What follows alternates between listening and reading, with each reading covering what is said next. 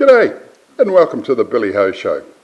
Before we start, when I went to Avondale College, my mum dressed me up, bought my uniform, and they had a cap, and the cap was just an ordinary school cap of the time, had a Kiwi badge on the front which was a school logo, a couple of white stripes around it which represented Avondale College, and I think there was a couple of white stripes on your socks, and if you could afford a blazer that had sort of a series of white stripes down it as well.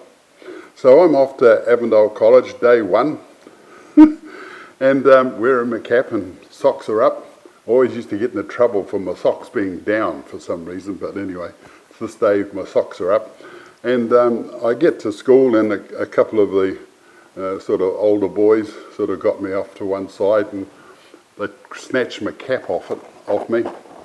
And on the top of the cap there's a little button. And the question was, do you want this button? And if you said no, boop, boop. And if you said yes, boop, there you go. So when I got home, I got into trouble for having a bit of a wrecked cap. But anyhow, that was just one of the things I remember about going to Avondale College. Anyway, I went down the road the other day towards Paeroa from Thames. And on the left-hand side, probably just before you get to Pururi, there's a bunch of trucks. So I had a look at these trucks. One of them was a Seddon Atkinson. So let's go and have a look at that Seddon Atkinson. We had a few Atkinson trucks in New Zealand back in the day. The one that springs to mind is the yellow one that's been restored and was a tractor unit for the Shell Company. Advanced Transport had one as well they used as a stock truck.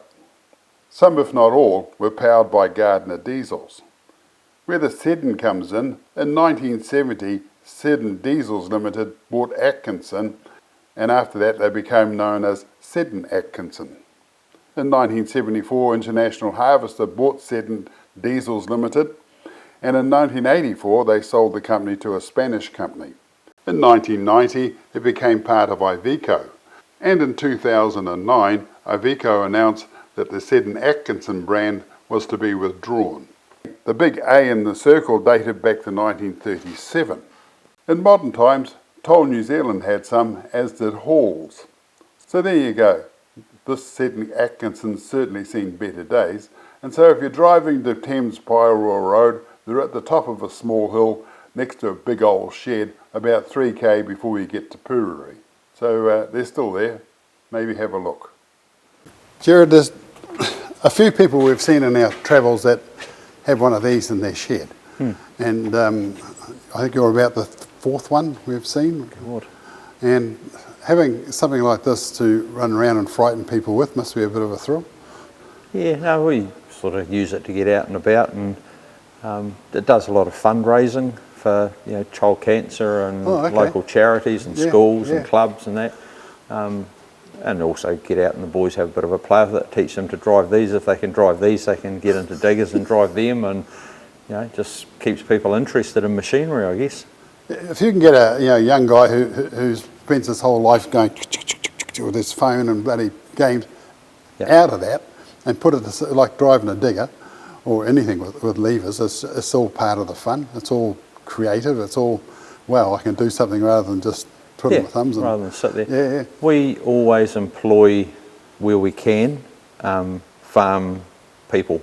People from farms, young fellas from farms that have worked on farms, and they've driven tractors from 10, 11 years old. They've done all that stuff, because fortunately we haven't quite become like the rest of the world and banned kids from having fun on farms, and we find that our R&M's down, our damages are down, they're just much more relaxed people. They know how to drive the machinery and they're good to the machinery.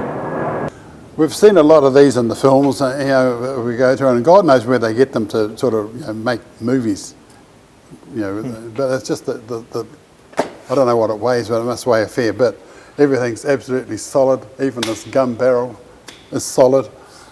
What's holding the gun barrel up is solid, so she's built things to be thrown at it and bounce off. Yeah, and if you look closely at the armour plating here, you'll see all these little chips, little marks. Looks like someone's gone along and hit it with a hammer or a cold chisel or something. and that's as the armour plating comes off the factory, off from making it. They've got a machine that goes around and belts the living daylights out of it, and that tells them if it's too soft, it sinks in too far. If it's too brittle, it doesn't go in far enough. So it just tells them that the plate is exactly right. Sure. It's got little tubes up the side there. Are they some sort of... Those are grenade launchers up there.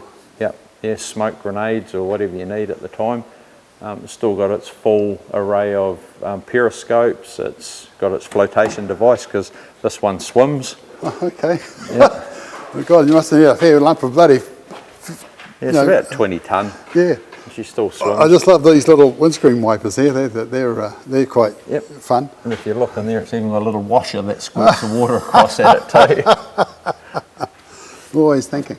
Yeah, and I guess that little top of the seat there, is that for the driver's head? Yeah, no, the driver sits in there and the seat's got two positions. Where it is now, it's about 400 up, so you can sit there and drive with your head out.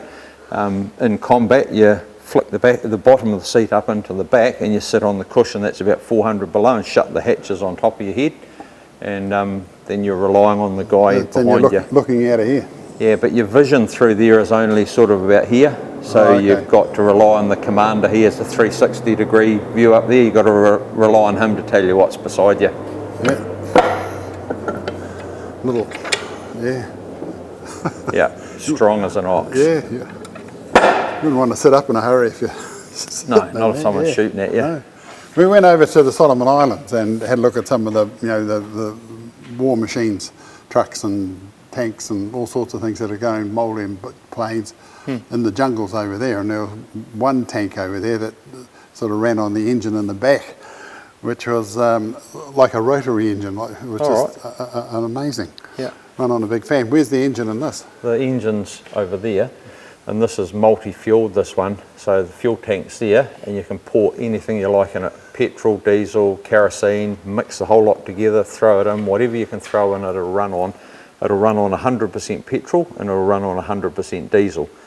They made them that way because in a war situation, whatever you can flog off your enemy is you can use it. What you need to use. Yeah. So has it got spark plugs and injectors? Or? No, it's only got injectors. It's real low compression, but it'll run on anything you can throw in. So when you take your vehicle to the local garage and you put diesel in it instead of petrol by mistake, if it's in Canterbury here, 99% chance it'll end up here to be run in the tank because they bring the contaminated fuels in here because it costs, I think, about $3 a litre to dump the stuff if you want to dump it. But why dump it? Just bring it here and we'll throw it in there. And away it goes. Yeah, I've always thought about one day it might be a brainwave to get one of these engines because they're about 300 horsepower. What is it? What sort of an Rolls Royce. Rolls Royce. They're pretty much a copy of the Detroit. This is a Pommy tank. Yeah. Oh, okay. It's a Pommy one, but they're a two-stroke, the same as the Detroit in that 4070. And I always thought you could throw it into an old gravel truck or something and you'd have free fuel for the rest of your life. Wow. Yeah. Well, there you go, folks. You learn a new thing every day. And we're going to go and have a look at a couple of more Macs that are sitting out in the yard there that are quite significant. But there she is, and it's just wonderful. A 10-tonne back. A man who was bigger than a 10-tonne tank threw me out. Or was it a digger? One of those. Yeah, one of the two. In this little section, what I've got here is a Marmon. And Marmon-Harrington made trucks for the war. And the thing about those trucks is they were four-wheel drive, and the Marmon-Harrington part of that was the four-wheel drive part of it, and the Ford made the barrel-nosed Ford, which they went onto. So Marmon-Harrington looked like a Ford barrel-nose, and it had Marmon-Harrington written on it. And this here says Marmon, and I don't know if it's related to the same company in America that build those old four-wheel drives. But this is a logging truck, and used to belong to the people of Lockley in Waihi. But not many of them came to New Zealand. This one, I think it might have been two, but I'm sure somebody out there knows more about this than I do. But as we travel around, we spot this and that here and there, and I went past this old yard and look at that. There's one of them Marmons we've seen from time to time driving around the country, and here it is right here. So if you know more about this, there's my contact details. Give me a call. Love to hear from you. On Saturday, November the 6th, we leave for another Bill Hohepa old truck tour of New Zealand. We leave from Auckland and make our way to Wellington, cross over on the ferry to the South Island and continue down all the way to Richardson's Museum in Invercargill. Then we travel up the coast all the way to Wakefield and on to Rockville. All this and looking at old trucks as we go, as well as seeing a fair bit of New Zealand. We have 12 places available and people will travel by minibus. So if you have an ex-truck driving dad or granddad or somebody you know, maybe this special trucking holiday treat will be just a ticket. Maybe a Father's Day surprise. If you'd like to find out more, just go to my Facebook page, Bill Hohepper's 2021 Old Truck Tour, and all the details are there. Or just email me at billhohepper@extra.co.nz. What I've got here is a copy of Talking Trucks. This is a book I wrote a couple of years ago, and it's the history of New Zealand trucking. And it's all from the programs that I did between 2013 and 2016. I'm going to let this go for $25. So it's a special. So if you'd like your copy, there's my phone number, 027 277 0717. Just send me a text or email me, billhohepper@extra.co.nz to get your copy. $25 and the history of New Zealand trucks.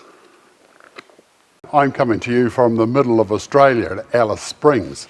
And in Alice Springs there's this transport museum, the history of Australian transport. And if you look around this shed, they've got very similar trucks to us. They've got an old Albion over here, they've got Fords, they've got the Fargos, the Bedfords. And this is an unusual thing. This is a Scania. You don't get anything like that in New Zealand. The Scanias didn't turn up till probably the 80s. There's a lot of these Fords in the shed, the old wrap-round windscreen Fords, which are basically what we got was the same windscreens but in international. But there's some amazing trucks in here. Some we've seen, some we haven't. And another Scania next door, looks like the next model up. There's a Road Boss white in the back here, and I'm Oshkosh, and bonus Ford, Dodge, a whole bunch of trucks that we don't actually get to see all that much of in New Zealand. A lot of guys actually import them and do them up, but here they are. This is what the Australians were using, but it's very similar to what we were using. And so what we're going to do is have a look around at the trucks they've got here. And the one in particular that I want to have a look at was the original Diamond T road train towing 3 or 4 or 5 trailers. So I'll find that and we'll have a good look at that one. But we just started off in this magnificent shed and some great collector's items in here. Just to start this ball rolling, we've got a K Bedford here. Nothing special about this particular K Bedford. It's a Bedford, but what is sort of unusual about it is this cab. It seems to be Bedford from about here down, but they've done something to the cab, and which you can do, of course, with a little bit of ingenuity and just change it all around a bit. Not quite sure. It looks like a bit of a Fargo type windscreen, but it's certainly an odd-shaped cab. We haven't seen this before, and the interior looks very original. Come and have a look at this. And looking in the cab here, if you could actually smell this cab, it just takes you straight back to the time. It's just got that old truck smell about it in there, and obviously the upholstery and everything is original. Leather seats by the look of them, but the padding's certainly done its time, and they're certainly well set in. So, but certainly an interesting cab, that's for sure. Anyway, while we're here, this is the Australian Transport Hall of Fame. And anybody who is anybody by the look of it, there's all sorts of names running all the way down this wall. They're all in gold frames, and they're all people who have achieved greatness in the Australian trucking world. And I won't say any of their names because I don't know anybody, but here they all are. The Australian Trucking Hall of Fame. They got one in Richardson's that they started up last year, and I know Lockie Griffin and Bill Richardson himself are part of that, and others, and that'll build as be a bit like this one as time goes by. But up the top of them is some photographs of the trucks. But Australia, of course, is known for road trains, and I'm just keen to have a look at a few of the tractor units that pull some of the road trains while we're here. And just speaking of that, if I look at this photograph just here, There's there's one of the trucks we saw on the show in England, in the UK. It's same grill, but the cab's a bit different. It's just interesting that Australia had those cabs as well. And if we look up a bit further up here with Mick Best, we've got the old butter box.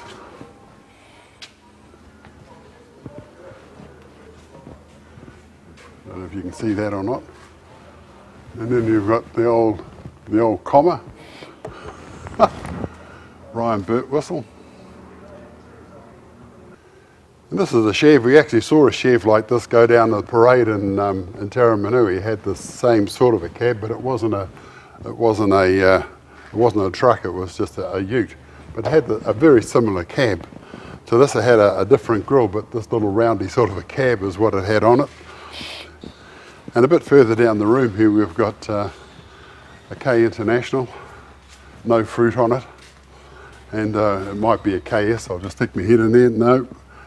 There's no Eaton button, but what is in there is another gear stick. Look at this. Twin sticks in one of these. Who'd have thought?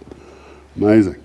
And these are Scanias, bonneted Scanias, and I can't hazard a guess of the date. I can't see any dates on them anywhere, but I would say mid-60s, early 70s.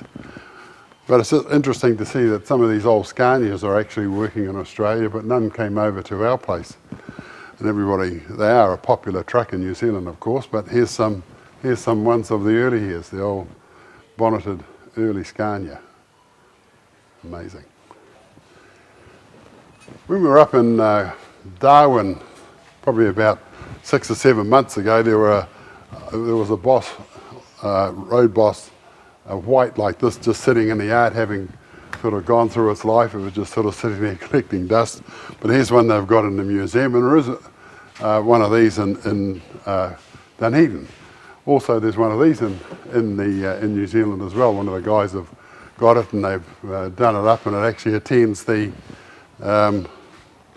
runs that we do, the Southern Classic Commercials and the Northern Classic Commercial runs. There's a couple of, there's a white like this and a white like that both have been restored, and it's just great to see them. These would have been the bee's knees in their time, towing the road trains. And this is a Transstar, and George Wallace has got one of these down at his place down in Wanaka. But the thing about this is I can't actually drive it. I can't actually get into it. When I do get into it, I can't get my foot up because of the steering wheel up onto the clutch. So although it looks flash, it's made for people who aren't all that tall. Yeah, it's the same thing. That seat won't go back any further at all.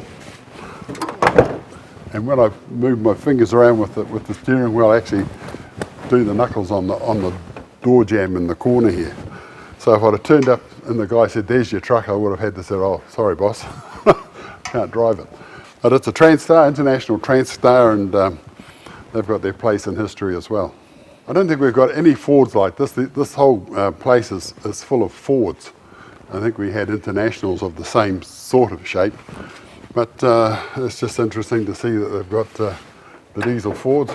Can't get in it, but it's got a big flat sort of steering wheel in there. I guess this is the precursor to the old Louisville, I guess. But very flash, probably 1960s. Looking at it, yeah. And this is just an American Dodge. It's not a Q Dodge. It wasn't made in England by the look of it. But it too's got a flat steering wheel, pretty close to the windscreen in there. It's a day cab. There wouldn't have been a great deal of room in it, and they would have had to travel for days, I guess, in something like this.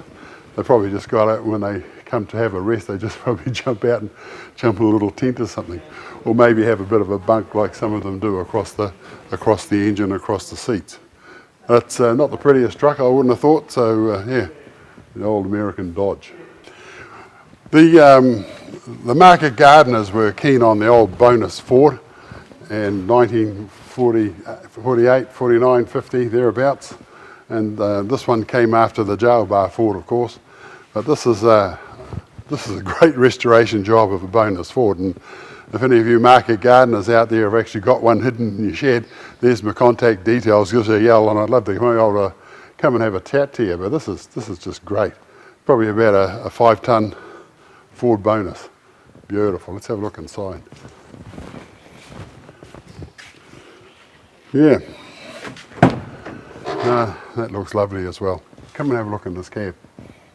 Well, apart from the seat, I'd say that was pretty much original in there. It looks lovely.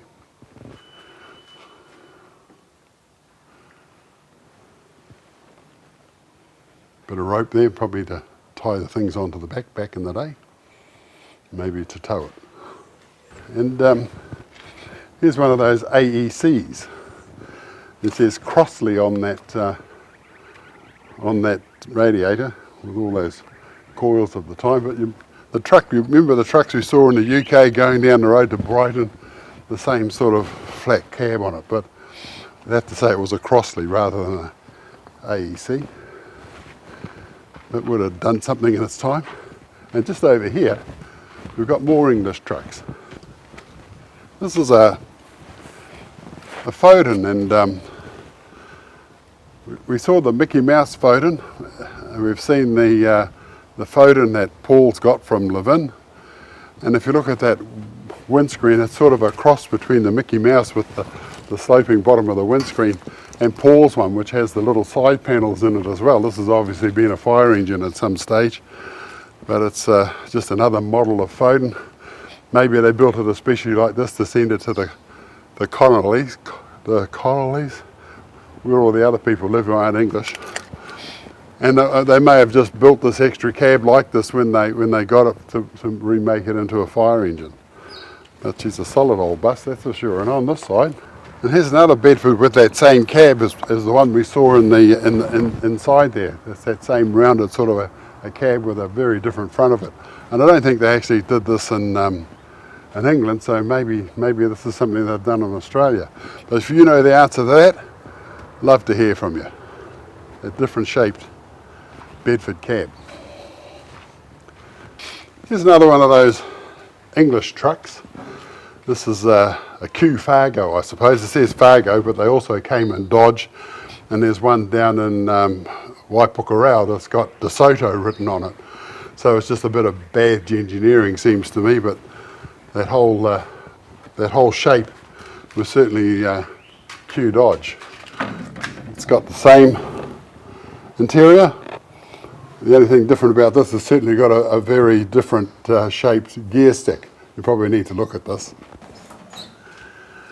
Now, I've seen some gear sticks in my time. Look at this gear stick. Looks like it's been designed to go around the handbrake. 1, 2, 3, 4 in reverses over here. So the handbrake's got to be on. Oh yeah, it does clear it a wee bit, but when the handbrake's on, you've got to put it over somewhere. It's designed to go around that handbrake. Isn't that amazing? You wonder if that was factory. Or maybe they just did it when they got the truck. Who knows? And here's another Q Dodge. We've got Q Fargo, Q DeSoto, Q Dodge, and this is another LAD cab. LAD, Leyland, Albion and Dodge. And this is the Dodge part of that LAD cab. And we saw the program you saw about Leyland Beaver. They did a whole program on, this is the truck you've been waiting for. But this is a very small door. And yeah, there's a lot of cobwebs in there. And the gear stick, it's way back here. You remember them? On the front of the Dodge there's a badge that says Wormald Brothers, and they make fire pumps. And it says industries both throughout Australia and New Zealand, and there's a little map of Australia, and on the side there's a little map of New Zealand. But Wormald made fire pumps and other pumps, and of course they have a lot of bushfires here, and it's a lot of these fire engines around the place that take off and go and fight bushfires. Diamond T made about 6,000 of these trucks for World War II, and after the war the ones that survived were sold off for domestic use. The Diamond Ts that came to New Zealand and Australia were shipped from the UK. You might remember our story with Jack Mowat, who bought a couple at auction from Dunedin. It was very hard to get decent trucks, he said. Anyway, getting back to Bertha, the man on the left is Kurt Johansson, and he's the man that bought it and built it, and also made the trailers that lined up behind it, and he started out carting stock. After reading Kurt's book, he was a very innovative man and a bit of an inventor, and here's one of his drawings showing how the best way to get a trailer to follow the truck, and so he's taken that and turned it into the real thing. He also built the crates that went on it, and here's a photo of the crates being built. If you go to the Alice Springs Transport Museum, you'll see Bertha parked there, and behind Bertha is one of Kurt's stock trailers, and behind that is another trailer full of 44-gallon drums, and there's a story with the 44-gallon drums. Quite by chance, he had an opportunity to put a tender in for 63,000 44-gallon drums that were stored in Darwin, and they were all ex-World War II. So he actually won the tender, and then he had the job of transporting the drums around the country to his various clients that he sold them to. But his road trains were the perfect thing to transport them around Australia. So now let's take a look at Bertha. This is Bertha. This is probably one of the most famous trucks in Australia. Some say that the Concorde was the most famous truck in New Zealand, and I have to say that Bertha is one of the most famous trucks in Australia, towing a number of trailers, 2, 3, 4, but it's a Diamond T, and it's a transporter Diamond T, probably from the war. And we've spoken to a few guys like Jack Mowat and Fred Phelps, who also had transporter Diamond Ts to transport their bulldozers and things around the place, but this is a very big truck. The dashboard in here is equally as good as the one in Brian Belcher's 1939 Diamond T Deluxe. It's got plenty of gauges. I guess a few more would have been put in there, but it just hasn't got the layout, the elaborate layout that Brian's got, but they're all there.